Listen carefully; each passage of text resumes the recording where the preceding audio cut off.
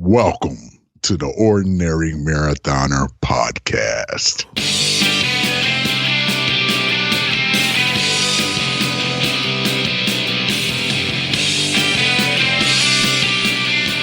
Good morning and welcome to the Ordinary Marathoner Podcast. My name is Coach Scott. I'll be your host today.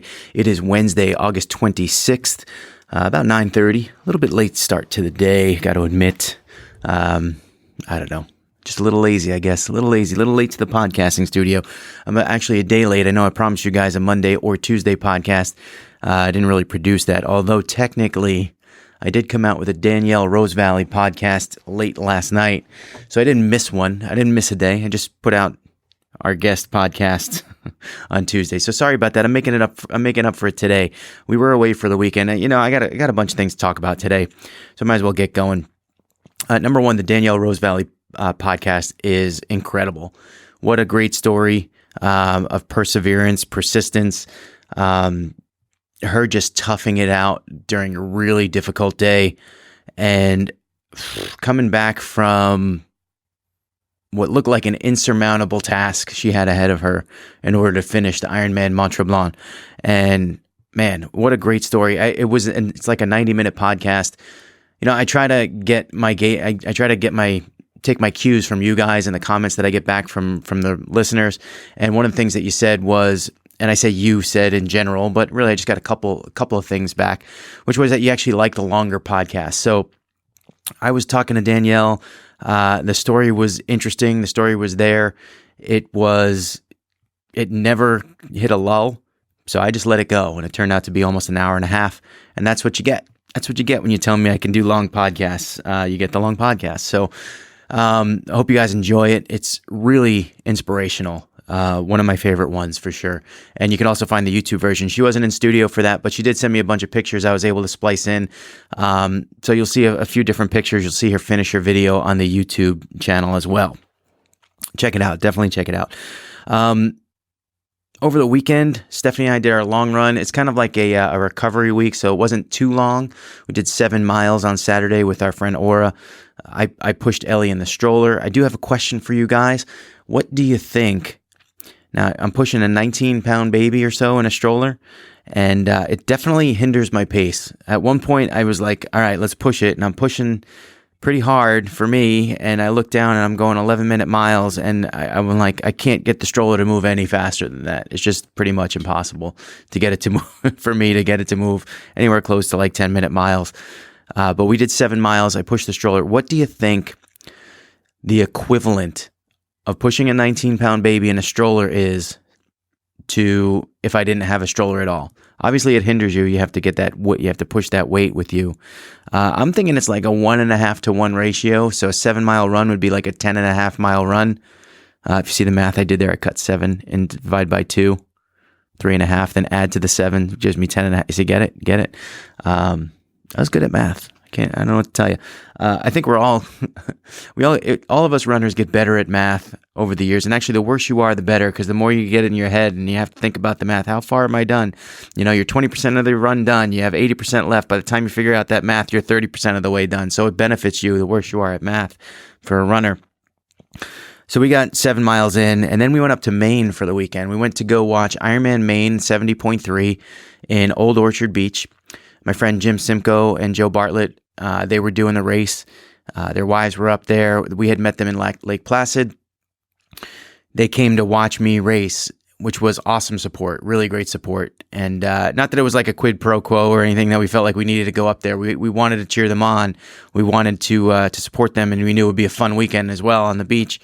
And you get to watch a race, you get to watch your friends compete, and then you get to go out afterwards. The 70.3, I'm looking forward to next year as my 70.3 year. I think I'm going to be definitely doing 2. I have 2 in mind. I'm not really going to announce what they are quite yet, but the third one, I'm contemplating 3. We'll see. We'll see how it goes. I'm going to need to make some money around here. We'll figure that out. But the Ironman Maine 70.3, a great race. Would I personally do it? I don't know that I'd personally choose it. I don't know that it's on my list for next year. Only reason being, I really don't like ocean swims. The swim is in the ocean. If I had my choice, I would rather be in a lake, a reservoir, whatever they do these, the Ironman races in. The salt water bothers me. I think the currents, you're more likely, obviously, in an ocean to get current. And watching these guys race on Sunday, the current was definitely, it was a detriment to the race. It made it more difficult. I wouldn't say it was intimidating. It wasn't like the water was vicious. It just looked like they were having a little bit of a difficult time getting through the water. They were facing resistance. Let's put it that way. It didn't look super dangerous or anything like that. I got to tell you, it was interesting being a spectator for once. I don't think I've ever really been a spectator from start to finish. I DNF'd a full Ironman 2 years ago, and I got to kind of spectate towards the end, but it's not the same as being there all day. So I didn't meet them before the race, but I went there and I got right up near the starting line. I saw Joe go out. He didn't see me. I was watching the swimmers get in the water. It was really exciting. And I got to tell you, part of me just wanted to be on the other side of that fence and going in the water.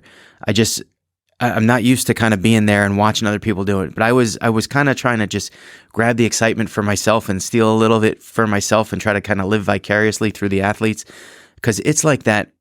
And it's funny how far I've come with that, because 3 months ago when I was sitting at the start of Ironman Mont Tremblant, I was nervous and I was wondering if I didn't belong. And now I'm standing there watching these swimmers going, and I'm like, man, I really kind of wish I was there doing it. So it's kind of weird how you kind of come full circle with your mentality when it comes to racing. Once you're around it a little bit more and you get that little bit more experience. So I watched them go in the water. It was definitely a little bit slower going in that water. Some people, I know, some people really didn't like the swim. I know it seemed like a lot of people got pulled. I didn't necessarily stick around to see people get pulled, but I just heard, secondhand stories of people getting pulled out of the water. In particular, when Jim went out on the bike, they actually listed Jim he was at mile 16. They listed him as a DNF, and the tracker said he was in an unknown location. And it was kind of nerve-wracking for a while. And he kept hitting off his timing mats, and everything looked good. And I'm thinking to myself, well, maybe he got a penalty and he didn't see it and didn't go to the penalty box and they DNF'd him or something like strange. It was nerve-wracking, though, because when you're listed as a DNF, it's like, what happened? Did he get into an accident? Did something happen? It drives you nuts as a spectator. That's something that I've never really experienced. And Stephanie's like, this happens like all the time with the tracker. The tracker says you're going to be there, and then you don't get there, and then everyone worries. I had a flat tire one year, and she's like, yeah, you didn't get there for like 15 minutes, and everyone's worried that you got into an accident, but it's a flat tire. So you never really know as a spectator. You never know what's going on out in the course. And the tracker is it's helpful in ways, but in other ways, it's like, what the hell is this? So that did drive us a little bit crazy. It turns out that someone got pulled out of the swim, because Jim was listed as a DNF when he finished. He's like, I got to go check this out. So he talked to the timing people, and they said, oh, we had you written down as being pulled out of the water. Like, you got pulled out of the water. You never went on the bike. And he's like, well, here's my Garmin. And he showed him, and they're like, oh, sorry about that. So they confused the number. They pulled someone out of the water that must have had a number similar to his, and they put in the wrong number. And I kind of wish there's got to be a better verification system there, because now as a spectator, here I am judging. But it was nerve-wracking not knowing where he was and kind of being a little bit nervous because he's listed as DNF. There should be a little bit of a better system, I think, there. Just, my 2 cents. The race itself, look, volunteers are great. I would say seemed to be a lack of volunteers there. A lot less volunteers than I expected. They weren't usually they're kind of all over the place. At least I feel that way. Maybe that's because I'm always participating and I see them all over the place as you're going. But I didn't feel like there were a lot of volunteers on the course. We saw one girl, I think she got a flat tire and she stopped, and she turned around in the middle of the road and fell off her bike. She tried to kind of, in her pedals, she tried to do like a 180, and she just went down. And she was like yelling over to the officials, trying to get their attention. And the officials saw her and they didn't move. And it was and they were the motorcycle people. They were waiting to go out on the course. So maybe they had some other orders or other, plans that they had to do. But I'm like, you kind of got to go help the girl that just fell down. And it took a while for her to get some attention, which it kind of rubbed me the wrong way. I admit, just like looking at it, I'm like, if I was her, And I had Ellie in my arms, and it was a little far away, but I was watching this all happen, and I'm like, Jesus, it's gonna have to be me to go over and help this girl when there's volunteers right there. It was a little. I don't want to. Again, these are like one-off things, right? That I just happen to see. We saw Jim and Joe go out on the bike. I actually missed Joe going out on the bike. That's another thing too. I didn't realize is like if you blink when you're looking for someone on the bike, you could miss them. They could be gone, and then they're out 56 miles, and you're not going to see them again for like 2 or 3 hours. So I blinked because some guy actually dropped his. It was actually funny. Some guy dropped his nutrition out of his back pocket all over the road. He stops. He's picking it up, and then the next thing I know, the girls are walking, and they're like, "Oh yeah, Joe just went by. He's gone. He's out on the course." I'm like, "I missed him. How did I miss him?" So later, I'm talking to Joe, and I'm like, "Joe, I was like sitting there, and some guy rode by, and his nutrition fell all over the place." And Joe goes, "Yeah, that guy was right in front of me. That happened right in front of me." So that's how I missed it. Joe was right behind nutrition guy, and so I missed Joe going out. So rookie spectator. That's what happens as you miss your people. We did see them come in on the bike. A little bit of like a Tour de France feel where you got, or should I say Tour de France? I'm going to say France because we're in the U.S. And I know it pisses off the French. Anyway, so there's one lane coming in on the bike, and there's no railings, so the people are just on the left and on the right. We saw a lady lose control. She had a dog, and the dog saw a dog on the other side of the lane of the road and darted for the other dog across the bike course. And one guy, thank God he was paying attention. He hit the brakes. He kind of swerved. It wasn't that close, but thank God he was aware. And man, if you're a spectator at these events and you have a dog or if you have a child, it just one of those things when you have like I have a 9-month-old and she's not walking yet, but she's a couple months away from being pretty mobile, and all it takes is 2 steps to get out on that course. So if you have like a dog and you're out there, if you have a child and you're out there, man, you gotta pay attention, because child versus bike at 30 miles an hour does not bode well for that child, and does not bode well for the cyclists, because they're going to flip over. It's going to be a disaster. So what happened? The dog darts across the road, then he gets spooked by the bike and darts the other way, and the leash wraps around the lady's legs, and she goes flying. It was, pay attention, guys. Just pay attention to your animals and your kids. It's just, it's dangerous out there, and it's like, it's a nice feel to kind of ride through the tunnel of people coming in. I also got to say, man, these cyclists that are out there, you guys are dangerous. These guys are coming in hot to the mountain line, flying through it as if they're going to just ride to their transition and rack their bikes right to the racks. They put a line out there for the reason. Not only that, but in your handbook, in your guidebook, if you go to the briefing, the athlete briefing beforehand, they talk about this stuff. You got to know the rules. You can't fly through the mountain line. And I saw multiple people doing it, and they had 2 volunteers there. The volunteers they're doing their best as volunteers, so you can't criticize, but they're definitely not assessing penalties. And I even think, I got to think that if you fly through the mountain line, it's probably a disqualification. I think, but I don't know that for sure. All I know is that when I heard about the mountain line, I was super nervous about it. I make sure I cross the mountain line and get on the bike. I make sure I stop, probably 2 feet before the mountain line. I am ready to get off. I'm not looking to save seconds here, really fractions of a second. I'm just looking to get off my bike safely. And another thing is, like, cyclists come in and they're not even aware. I mean, if someone's parking their bike and they stop and they're going to swing their leg over, where do you think that leg's going to swing? So don't come in very tight to that cyclist, because you're going to get kicked. And I saw it multiple times. So one lady fall, and I was only probably there about 15, 20 minutes at the mountain line. I watched Joe come in, watched him transition. We saw him go out on the run. And then the guys had a really great race. Jim, I think he PR'd, but I'm not really sure. He was about 5 hours, 36 minutes. Great race. Another thing, Maine itself, it was a great location for a race. It's kind of like Jersey Shore-ish. I don't know if that's going to help anybody, but they have a pier with a whole bunch of bars and stuff and restaurants.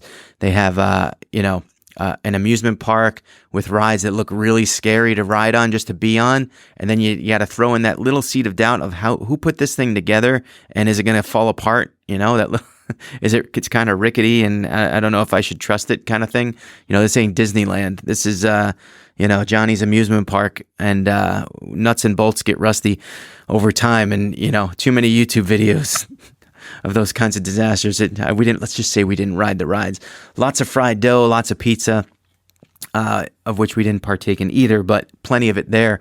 Just that kind of vacation town, seaside motels, they all kind of look the same, and you're a little bit wary about staying in one of them. We actually stayed in a Ramada that was about 5 miles away, which was actually good. We never hit traffic. We prepaid for parking.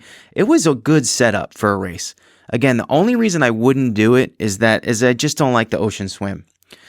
We actually found a bar, and we had an outdoor table at the bar that was right on the run course, about a tenth of a mile away from the finish. So we were able to see the guys come in and cheer them on. They went and finished, got their medal and finishing stuff, and then we were able to walk back and hang out with us for a couple beers, and then call it a night. Went out for dinner. Really a great weekend, guys. Great weekend. Great event in Maine. Great performances by Jim and Joe. I think Joe was just under 6 hours, which I think that's what he was shooting for. And I think the swim kind of threw him off a little bit. So he wasn't at his best, I'll say. But hey, you finish one of these, it's a feat unto itself. And then if you do well, it makes you feel that much better. So great for these guys. I got to tell you, it's like family out there. We've become like family with these guys. It's just, it's so great to like support your friends and have them support you when you're doing these things, and they understand what you're going through and how you train and what you do. And man, it was a great weekend. I had one other off topic I wanted to talk about now, and I told you that sometimes I get feedback from listeners about the show and what I should do. And one of the other tidbits of feedback that I got was that I should talk more about some pop culture things that they loved when I was talking about Game of Thrones. And then I sit here and talk about running and training all the time, and then it's the same old story sometimes. And they wanted me to sprinkle some new things in, so I'm going to talk a little bit about a little bit of a news item that came up over the weekend, which is Andrew Luck's retirement. So I'm going to warn you right now that the rest of the show is Andrew Luck's retirement, and you guys can either take it or leave it. And if I have to talk to you tomorrow, I understand. But we're going to go with this Andrew Luck thing for a little bit. So Andrew Luck, to the background story, number one draft pick for the Colts, probably 7-8 years ago, put together a number of good seasons. I think one year I had him on my fantasy team and he wasn't so good, of course, but most of the other seasons were great. That's just my luck, right? Get it? Luck. 2 years ago, he hurt his shoulder. I think there's a kind of a question of how he hurt it. I just read an article that he hurt it partially playing football, and then he made it worse snowboarding. I never heard that. I didn't know that. I don't know why, but and then he hurt his ankle. But anyway, last year he won Comeback Player of the Year. The Colts were really good. I think they went to the playoffs. I think they won a game. I want to say they beat the Texans. I'm not 100% sure, but I think they won one game. And Andrew Luck was great. Colts in the offseason had a bunch of salary cap room. They went and they spent some money on some free agents. I know Devin Funchess was one. I know they got Justin Houston. There were some other people that they got. In other words, the fans are very excited about the prospects of this year. And I can't blame them. I'm excited about the Jets, and I shouldn't be, but they have legitimate reason to be excited about the Colts. Andrew Luck hurts his ankle in preseason or something, and I don't even know how. I'm not that well versed. I should be. My fantasy draft is tomorrow, and I don't know these things. I should. And so he gets banged up in the preseason. He's not really playing. He's standing there on the sideline, and Adam Schefter, ESPN reporter, in the middle of a preseason game, announces that Andrew Luck is going to retire. 29 years old, has a multi-million-dollar contract that pays out through 2022. Missed the season with his shoulder, got banged up in his ankle. I know it was a high ankle sprain. I think there were some other things going on there. So he was going to be out. Their chances are, I've had a high ankle sprain. They hurt, and they could be debilitating. They could put you out for probably like 6 weeks probably 6 weeks minimum. Maybe 4 weeks minimum, but up to at least 6 to 8 weeks it could be. But in the NFL, I mean, look, it's preseason. They have another preseason week. They have 6 or 7 weeks that he could still heal up and he can be ready to go. And they need him. one of the league's best players. They need him. And so now it's announced in the middle of the game that he is retiring by Adam Schefter from ESPN, Gossip Rag Central of the NFL, decides to announce this in the middle of the game. So Andrew Luck is coming off the field, and the fans, they boo him. And that's where the fun begins, because then now you hand it over to the sports media, and I got to tell you, I hate the sports media, and I can't even watch this crap anymore. I can't watch NFL Countdown. I can't watch NFL Network when they all sit in the studio and they start analyzing stuff. They don't know. Even the former players don't know. They're just trying to make drama. They're just trying to keep you focused, focused on them and earn your, so that they can get their advertising dollars. And as I get older, I start to realize that all this stuff is just smokescreen and drama made to kind of distract you as a human being, to get your attention so they can sell you advertising. And yes, I know I'm an old curmudgeon. That's the way I feel. And I still watch the NFL. I got to tell you, I've lost it with Major League Baseball. I've lost it with basketball. I've lost it with hockey. I still hang on to it with college and pro football. I love the sport of football. I know that it's losing a lot. I look at the rules for pass interference. I look at the rules for roughing the passer. Things are it's becoming a wrestling match. I look at how they, the players themselves, how big and fast they are, how they casually announce drug abuse, like PED abuse. I think the Jets have 2 guys on 4-game suspension. It's like one of those things where they don't even care anymore. It's like bigger, faster, hit harder. It's not even about the game. It's about the drama. And I don't like it. And that's why we get these things like them announcing Andrew Luck's retirement in the middle of the game. So the fans boo, and then the media criticize the fans. They call them all these kind of words that start with D. Disgusting, despicable, disrespectful, deplorable. I've heard all these D words get pushed around. And I'm thinking, you're a fan. Say you're me. Say you're 45 years old. Say I'm an Indianapolis Colts fan. I'm not, but say I am. Say I just bought an Andrew Luck jersey, $100. Say I just bought season tickets. What, $2,000? You got to buy at least 2, right? A couple $1,000. I'm really excited about this team. I spent $50 for my parking spot outside. Just bought a $15 beer. I brought my daughter along. She's got an $8 lemonade. And now I'm finding out, and I'm looking at my Twitter on my phone. The game's about to end. I'm looking at it, and here's Adam Schefter telling me that Andrew Luck's going to retire. And all that money I just spent, and here I am sitting at a preseason game, which only because I have to, right? Because they make you buy these stupid preseason games that the major players don't even play in. You telling me I can't boo? That's disrespectful? You've just found out from Adam Schefter, not from Andrew Luck. You found out not from the Indianapolis Colts. You found out from Adam Schefter that pretty much your season, all the money you just invested in this team is now gone. This is like your girlfriend dumping you, but her not dumping you, like her best friend telling you, oh yeah, she dumped you. Right? Adam Schefter. You want to see disrespect? What kind of respect does a journalist have for Andrew Luck? Andrew Luck, now mind you, it's not like, this is not, Kareem Hunt or Ray Rice or Adrian Peterson, anyone that beats their wives or kids or anything like that. This is Andrew Luck, who they've babied. He's a good guy. He never gets into trouble. You don't see him fighting police or anything like that. You don't see him murdering people like Ray Lewis, who ESPN hires, or NFL, someone hires him. You don't see any of that. Andrew Luck is the golden boy, right? Number 1 draft pick, never did anything wrong, plays hard, comes back from injury, all that good stuff. Why is Adam Schefter so concerned about scooping Andrew Luck? Why wouldn't he give him the respect of allowing him to go out on his own terms and announce his own retirement, as opposed to coming out with it when the fans are going to react? So if I'm a fan, I just learned from Adam Schefter, Gossip Rag Central of the NFL, that my guy is retiring. And there he is on the sideline in shorts and a t-shirt with his teammates who he just really, you don't know. He just kind of turned his back on the season, on the fans, on the teammates. Look, you're talking about, this is a short-term boo. Short-term boo. This is not about his body of work. This is not about the things he did for like the comeback player of the year last year. In the long run, I would just suspect that most Colts fans, Love Andrew Luck. Respect his decision. He has every right in the world to retire. I tell you what, you guys pay so much for tickets. You guys pay so much for jerseys. You have allowed this climate where owners can afford to pay a quarterback $25 million per year. The guy's got $100 million in the bank.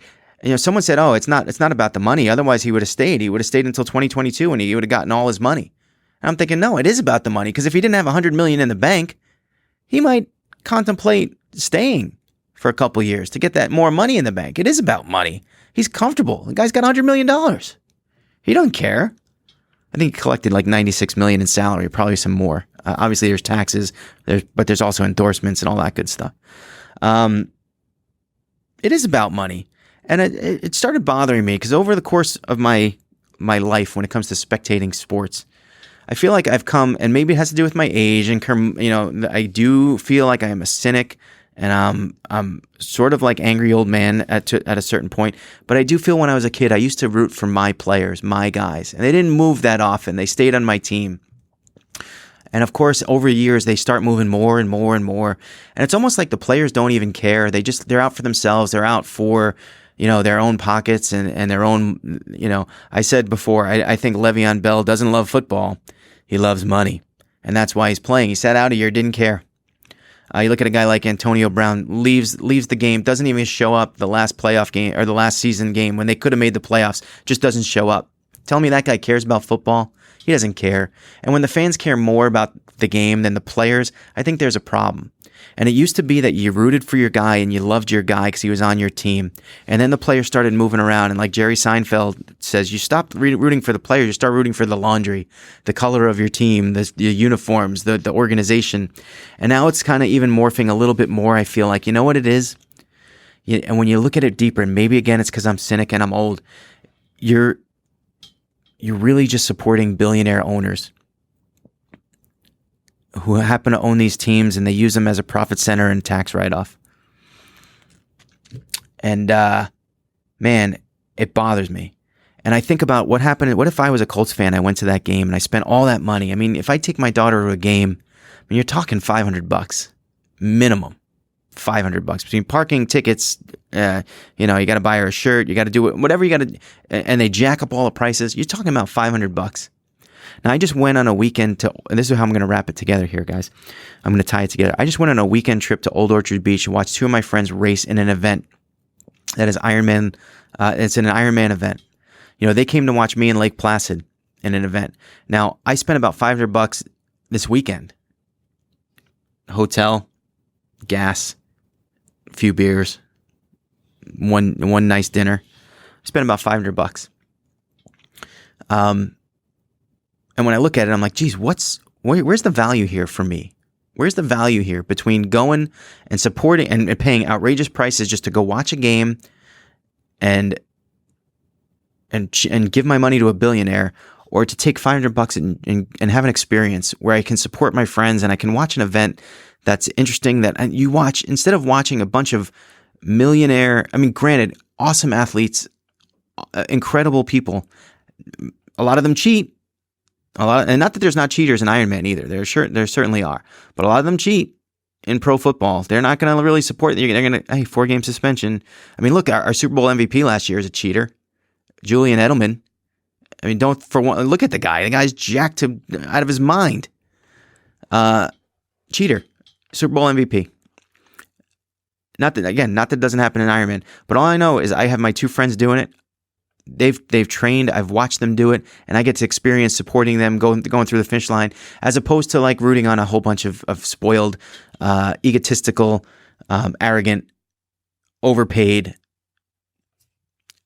athletes who wouldn't even give my kid an autograph. Half of them, because they don't, if my kid's not, if it doesn't have Nike on it or something, or you know what I mean?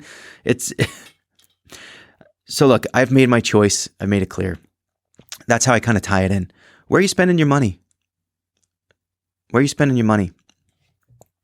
So in the end, I think when you look at it, I don't know. I just feel like I wasted so much money over the years on professional sports, cable packages, Madden, all that stuff. It's money that I could have bought a new bike, and I didn't. Anyway, that's my point. That's my point of the day. Maybe it made you think, maybe not. Anyway, we're going to call it a day. Remember, every day is an ordinary day unless you make it extraordinary. So get after it, guys.